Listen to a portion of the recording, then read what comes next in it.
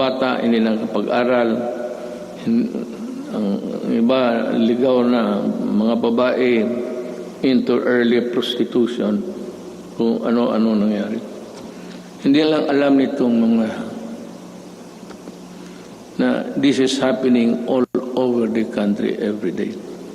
And what is really very tragic is this. When the family starts to crumble, there's the more family home. And invariably, the wife would look for another husband, would look for a job, usually, easily, doon sa abroad.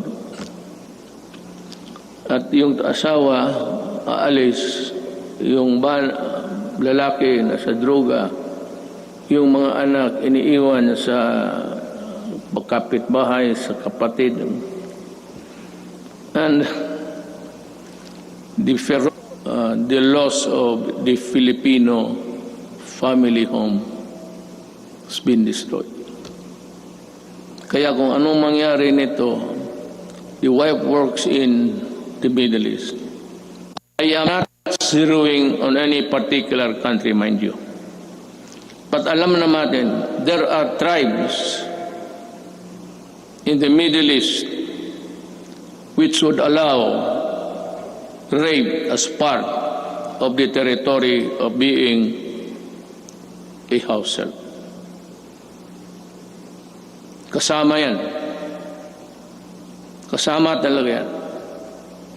So yan ang mahirap dyan. You have a wife there being crucified, being used, magpadala ng pera, tapos ang mga anak asan nasa Cebu na rin. Kasi these are the guys that the Cebu people would really, stick by them until it crumbles, the resistance. And then you have plenty of this all over the country. Hindi lang nila alam. Yung sinasabi nila ng misery sa itong human rights, plus 10 yan. Not to count the victims of crimes perpetrated by people addicted to Cebu. That is the reason why I'm so vicious in my galit talaga ako. Kasi nilalaroan tayo. Well, I don't know. Any other president might, pero ako ayaw kong lalaroan ng Pilipino. Do not do it in my country because I will really kill you. That is a commitment. Owning safe, decent, and affordable housing is every Filipino's dream. But the housing market remains inaccessible to most of our countrymen. I renew my call for Congress to pass the National Housing Development Bill and the Rental Housing Subsidy Bill. These will enable all Filipinos, regardless of social status, to live in decent homes where their families can lead meaningful lives. I also call on Congress to amend Republic Act number 10912 for the Continuing Professional Development Act of 2016. In this time of great pandemic and forthcoming reconstruction, requiring professionals to undergo seminars is burdensome and not realistic. This must end. Ito pang isa. May mga profession. Singit ko na lang lahat to tell this is to inform the nation. May mga profession na they would require, I think it's the nicest, they would require them to come to Manila to retrain and for another round of expenses. Itong mga seminar na ito dapat mahinto. I don't know in other provinces,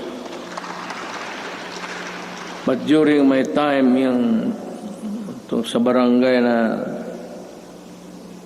barangay expeditions ng mga opisyal, hininto ko rin yan.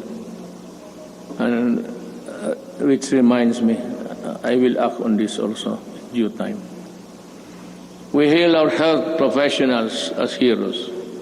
Now is the time to pass the Advanced Nursing Nursing Education Act and the law instituting the Medical Reserve Corps.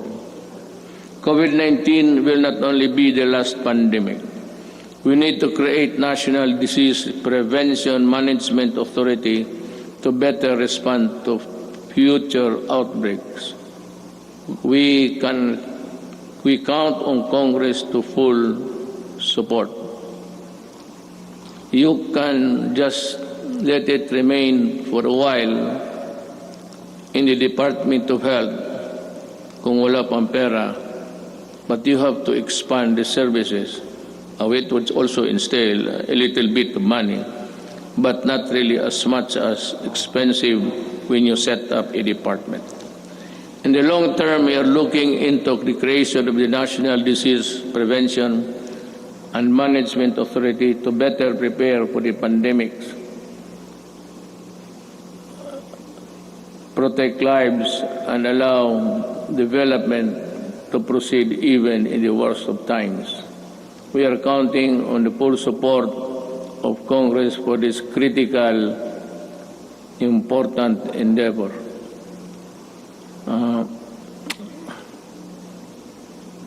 I don't know, but I leave it to Congress to really. It's another department. There seems that it could be a multi-layer, redundant thing between the health and the proposed department. I call on Congress to prioritize the passage of a law for the unified system of separation, retirement, and pension, and of the military and uniformed personnel, without, however, diminishing the benefits that our uniformed personnel are entitled to under the existing laws. There is a need to adjust the pension system, which will be applicable only to the newly hired uniformed personnel, so as not to cause a ballooning effect against the budget of the military in the years to come, and yet maintain the pension benefits those already in service under the present law. This issue needs a solution now. Umpisa natin ngayon para hindi na maging problema sa sunod na mga taon.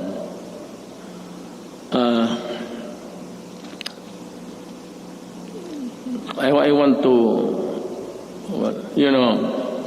one of the, this is not politicking, I am not running, I cannot run anymore. Yung dinoble ko yung sweldo ng police pati army, it was really a clarion call para for them also to have a decent life, and that they're able to get the things which ordinarily cannot be reached by any government employee. Ang akin doon is yung corruption. That maybe it might be a vain attempt, but maybe dagdagan ng sweldo para it would be a hedge against corruption. We must also modernize the Bureau of Fire Protection and the Bureau of Immigration with urgency. Alam mo, sa Davao, and if you go there, I can show you. one of the serviceable trucks, fire trucks that we have in the city of Davao. Of course, ang city meron ng sarili, aside from the Bureau of Fire, which is really national. Meron yung Bureau of Fire, would you believe it, serviceable still. Ang pangalan ng truck is Studebaker. Ang katawan, ang talagang matatag ang katawan. Kaya ang makina isuso. Pero okay pa rin. It can put out. But totoo. This is how this Bureau of Fire issue medyo na overlook natin ng matagal. I emphasize the creation of the Department of Disaster Resilience and our people's safety, which cannot be delegated to any council or commission.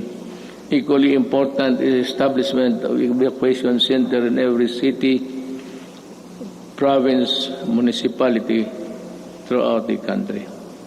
We must act before another major disaster shakes into action. Problem is disaster and even a fire. This cannot be made a study for projection when the earthquake would suddenly come and make a big crack there. Hindi natin alam talaga.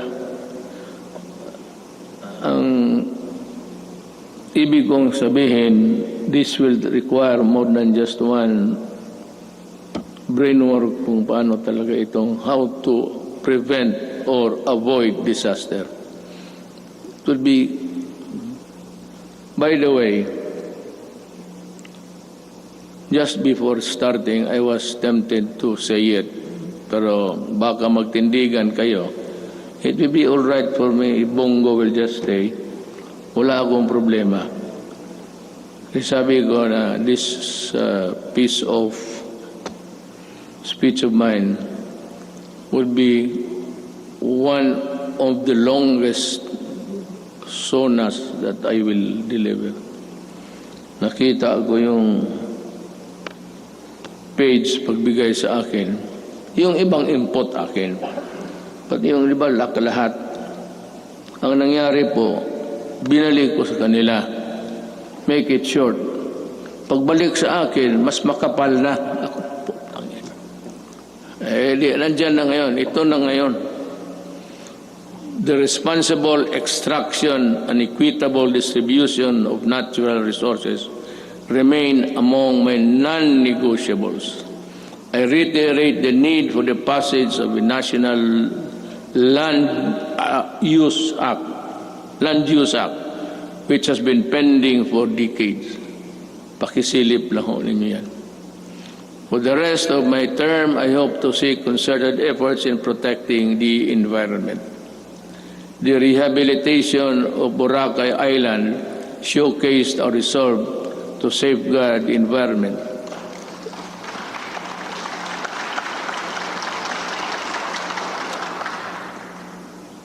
Boracay is doing well because of its scenery. If it's only a coconut and a black sand, white sand and water, wala yan. Pero you add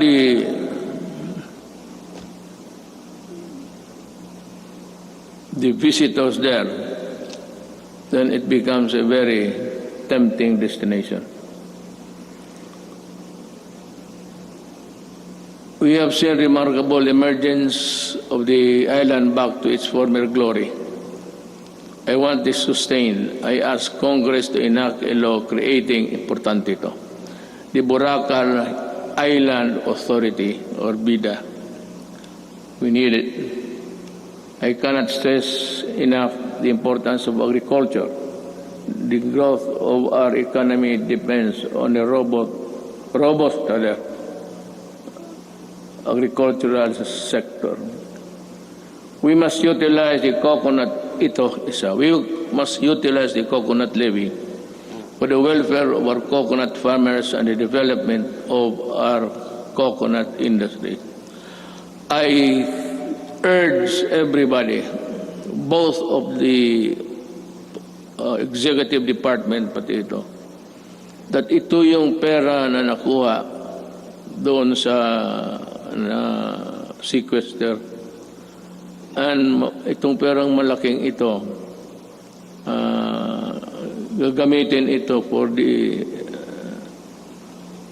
welfare of the farmers. The problem is we can no longer trace who are the farmers of yesterday.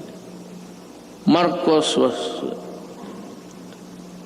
is a distant star. We do not know. Ako alam ko because we had a little piece also that was covered by the land reform. Hindi na natin malaman kung sino ang may-ari. So I think Congress should look again and try to sort out how best the money can be utilized.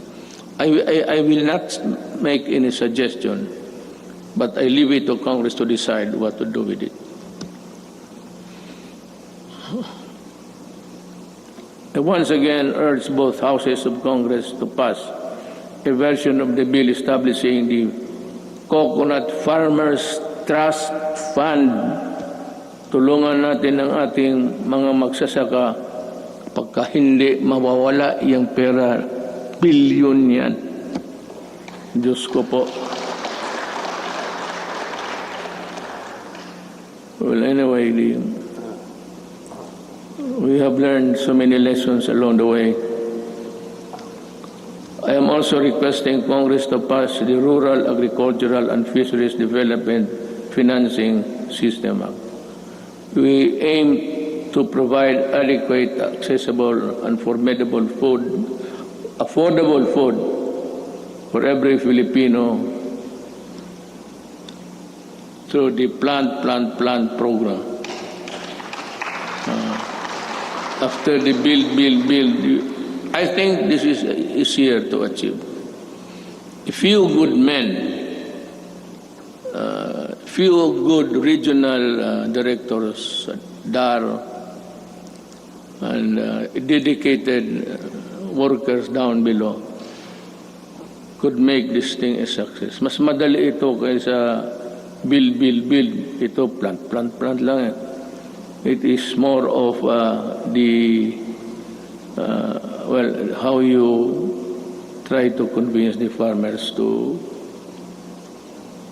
cooperate government for their benefit.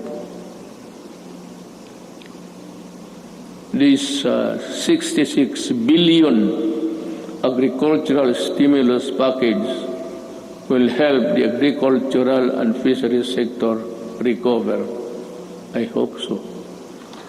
We need to build trust and confidence in online transactions, stronger protection on online consumers, and enabling measures for online business needed to the enactment of an Internet Transaction Act. This is very good. I thus direct the Department of Trade and Industry and other relevant agencies to work on it closely with Congress, ensuring that the provisions of the proposed bill are responsive to the needs of the consumers while promoting the growth of e-commerce in the country.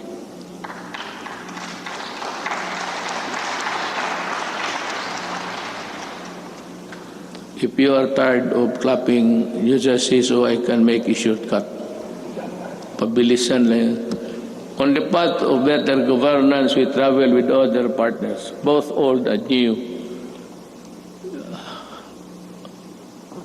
have helped bolstering the antiquated public health system for bringing home our laid of Filipinos overseas for filling in supply gaps for crucial medical supplies and equipment and staple food.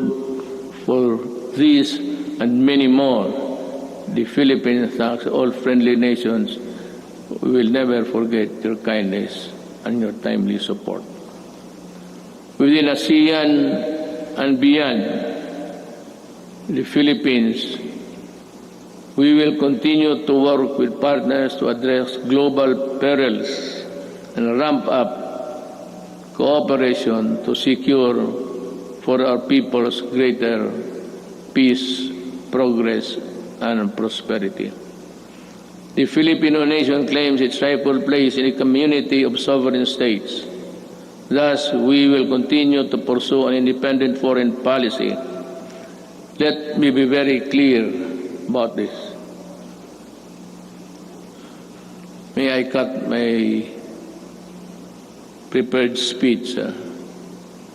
Alam mo, I read little over 3 weeks or last month na the Americans intends to go back to Subic. I'll just put on record my thoughts. I have nothing against America. I have nothing against China. But if you put bases here, you double the spectacle of a most destructive thing. Just like Manila during the Second World War, during the retaking of this city. It was one of the most devastated cities in the world. Kaya maglagay-lagay ka ng base at this time. This will ensure if war breaks out, because there would be atomic arsenals brought in. This will ensure the extinction of the Filipino race. We work without fail to protect our rights in the South China Sea, neither beholden nor a pawn to anyone. We broaden the boundaries of Philippine diplomacy. We build productive ties with everyone willing to engage us on the basis of equality and mutual respect. And we redefine our relationships with our most important partners, placing the country in a far better position to advance our interests in an evolving regional order and emerging global problems. Now,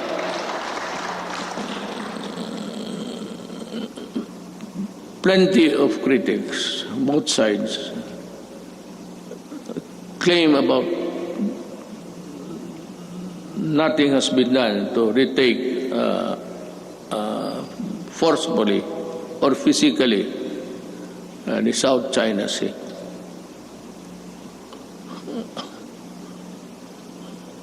Alam mo, unless we are prepared to go to war, I would suggest that we better just call off and treat this, I said, with the diplomatic endeavors. China is claiming it. We are claiming it. China has the arms. We do not have it. So, it's simple as that. They are in possession of the property. You remember property, you're a lawyer, property rights. They are, it has nothing to do with the Philippine laws on property. But it's akin to, they are in possession. So what can we do? We have to go to war. And I cannot afford it. Maybe some other president can, but I cannot. Inutil ako dyan, sabihin ko sa inyo. And I'm willing to admit it. Talagang inutil ako dyan. Walang magawa. I cannot. The moment I sent my Marines there at the coastal shores of Palawan, tinamaan ng cruise missile lahat yan. Hindi pa nga sit sail yan eh. Sabog na. Let me see again that the victory in a global battle against COVID-19 would take longer than we expect. Everyone's cooperation is needed. I know that you have, the Filipino people, have sacrificed a lot, but we have no other choice but to work together and to do even more.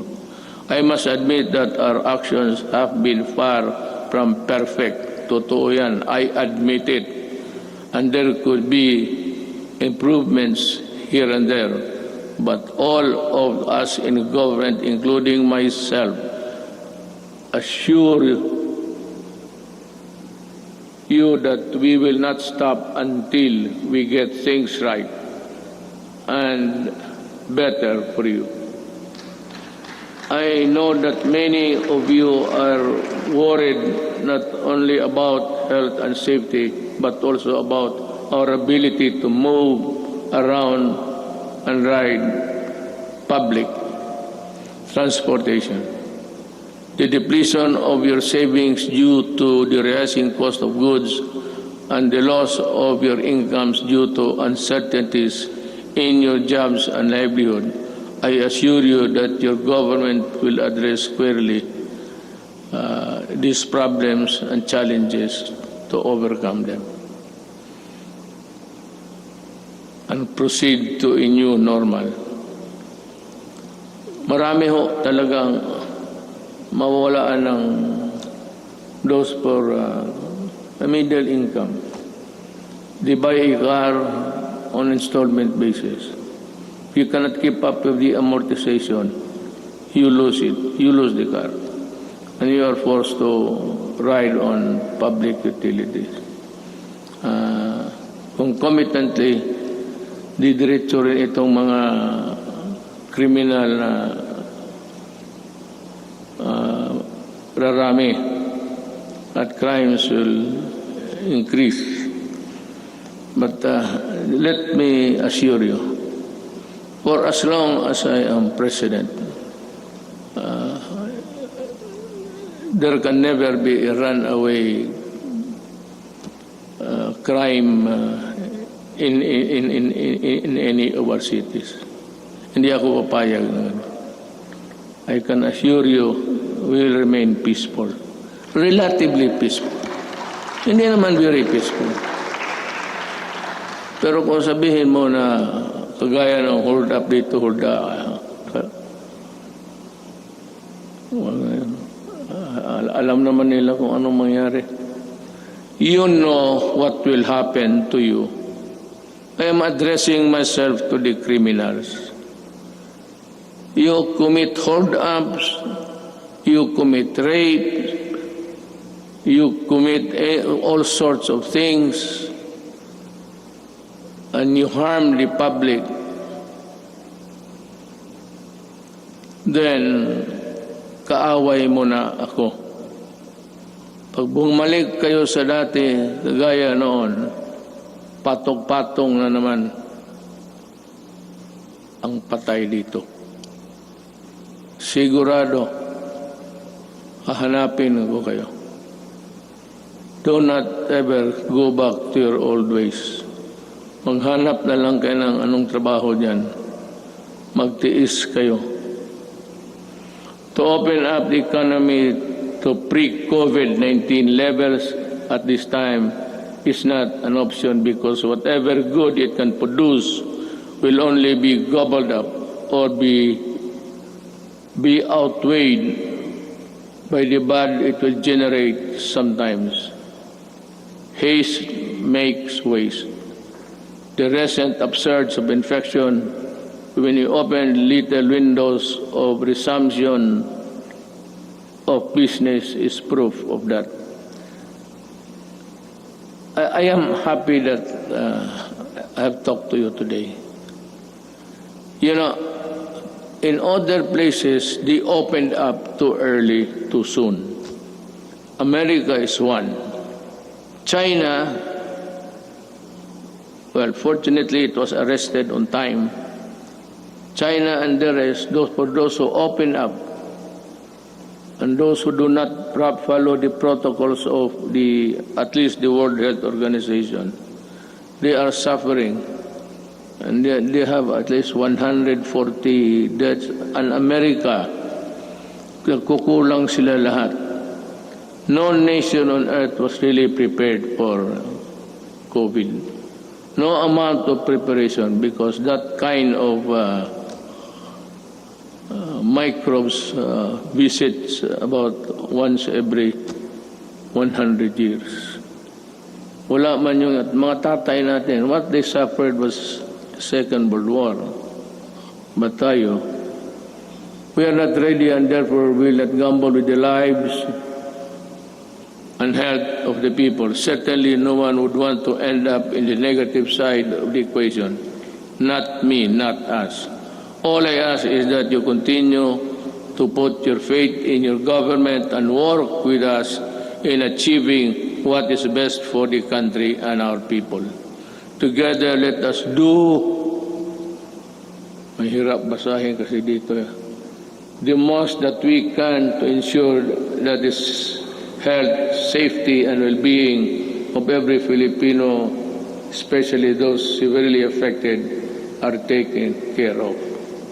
Together, we shall fight this pandemic with the same fervor as our campaign against illegal drugs, criminality, insurgency, and corruption in high places, and entrenched parochial interests.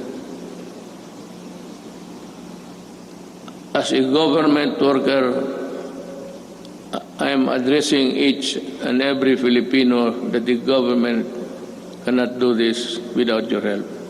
More than ever, we need to reinvigorate the deep-seated Filipino spirit of pakisama and malasakit within each and every one of us. We are being tested as a people and as a nation. Worse times loom ahead.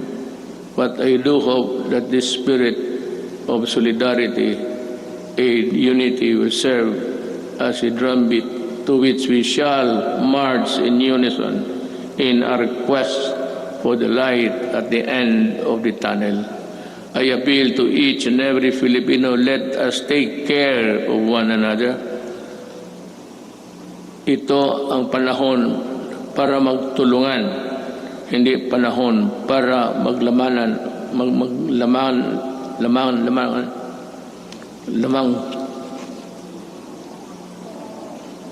mamang dila ko.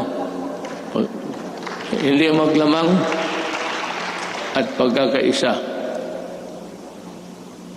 My faith in the Filipino innate patience, resilience, and determination to bounce back is unwavering. Let us share our blessings with those who have little and those who have none. This is the time to bring out the best in us. The woes that weigh heavily on our shoulders may bend our back, but they shall not bend or break our spirit. From the rubbles of adversity, a more resilient and stronger nation, built on bayanihan and pagkakaisa, shall rise. Together, we shall overcome. Before I pardon the time, but it was really the allotted time for my speech, I would just like to give a statement between us sa gobyerno kung hindi tayo nakakaintindihan. You know, Drilon extended, he was defending. I would like to ask Drilon, were you a part of ACRA when this contract of Ayala Water was being drafted? And why are you fumigating? Bakit kasi ikaw lang ang galit? Nasabi mo na dynasty. You are a hypocrite. You know that you cannot pass an anti-dynasty law. Ikaw nandyan sa Congress, ikaw ang mauna dito. But you know, to take it against me for protecting my country is something which I really resent. Alam mo, you describe using the dictionary the synonym ng mga oligarchy, kung ano. Then you proceeded to characterize everyone, every name, and then said that oligarchy is not bad at all, because not all oligarchies are bad. True, but ito, to my countrymen, the oligarchy that exists in this country is the oligarchy that existed during the Spanish time.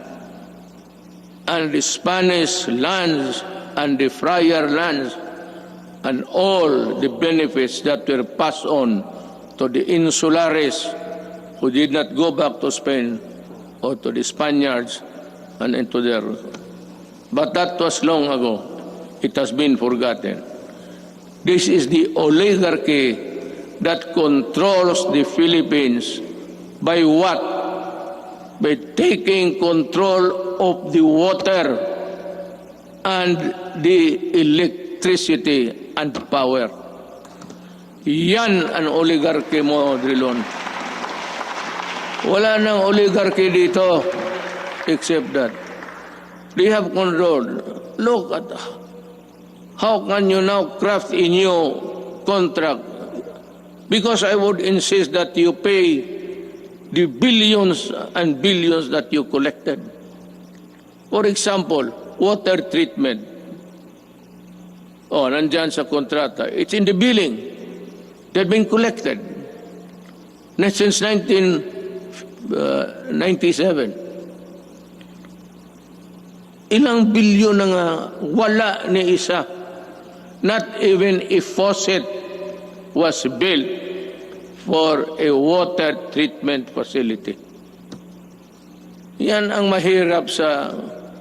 You do not protect the oligarchs here. You are the one. Ikaw lang mag-isa. And I suspect that you were also the one or help when you were there in the Accra. We do not even know ang mga abogado sa public documents. Hindi nga alam. Hindi natin alam kung nakagraduate ba o hindi. Wala. Would you think Ayala would get the services of those? Ayala got Accra. Accra did it. Ikaw galing ka doon. Most of you, more successful lawyers sa corporation. You handle big corporate. Yan ang mahirap. O, bangga tayo dito. Hinawakan ninyo eh. Hindi ka pwede kayo. Kita mo, noong nag-increase, walang tubig, pinuputol yung tubig. Ang tao, bumigay kasi hindi pwede yung tayo di maligo. Hindi uminom. Electricity, ayaw mo mag-increase. O ayan, wala ka. Palaging brown out lahat.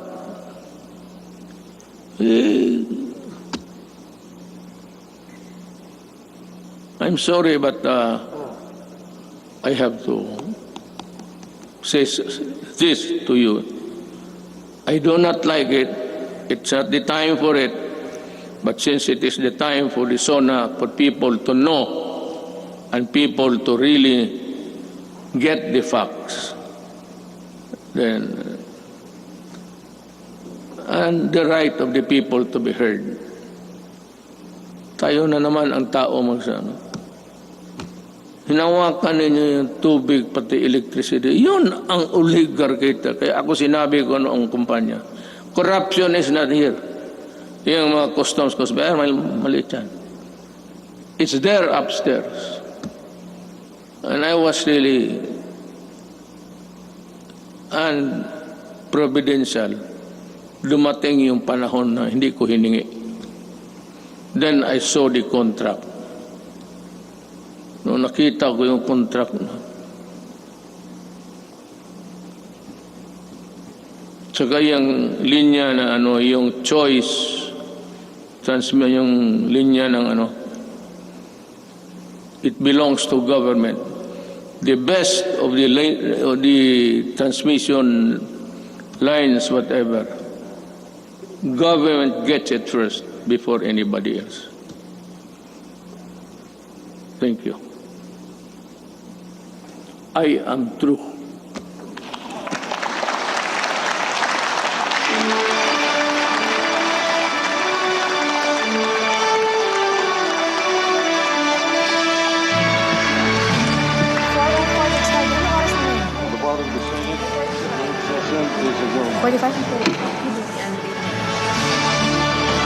Okay. Yan po. Okay, yan po ating tunghayan ang mensahe ng Pangulong Rodrigo Roa Duterte sa kanyang SONA, mensahe sa taong bayan. Tama naman ang sinabi ng Pangulo, no, na ang bill na gagawa para pagbawalan ang political dynasty. There you have it, the fifth State of the Nation address of President Rodrigo Roa Duterte, wrapping up just now after an hour.